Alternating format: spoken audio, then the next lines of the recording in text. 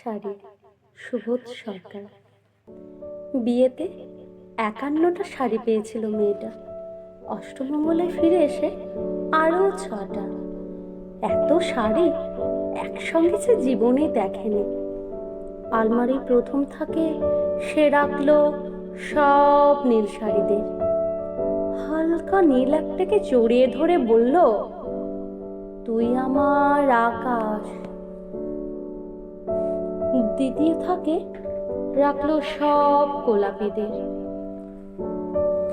একটা গোলাপিকে জড়িয়ে ধরে সে বলল, তোর নাম অভিমান। তৃতীয় থাকে 3টে ময়ূর, যেন 3 দিক থেকে ছুটে আসা সুখ। তেজপাতার রং যে শাড়িটার, তার নাম দিল বিষাদ।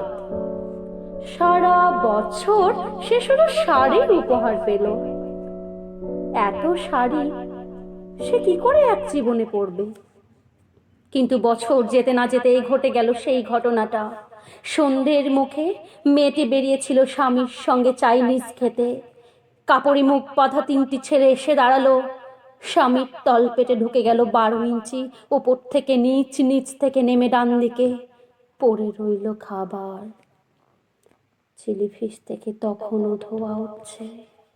এর নাম রাজনীতি, বলেছিল পাড়ার লোকেরা।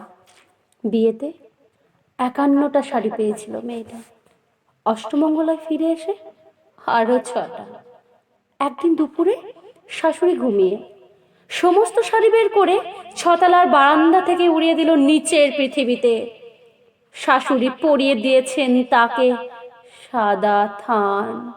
19 বছরের একটা মেয়ে, সে একা। কিন্তু সেই থানও এক ঝটকায় খুলে নিল 3 জন। পাড়ার মোড়ে একটি সদ্য নগ্ন বিধবা মেয়ে দৌড়াচ্ছে আর চিৎকার করছে, বাঁচাও বাঁচাও বাঁচাও। পেছনে 3 জন, সে কি উল্লাস! নির্বাক পাড়ার লোকেরা। বিয়েতে ৫১টা শাড়ি পেয়েছিল মেয়েটা।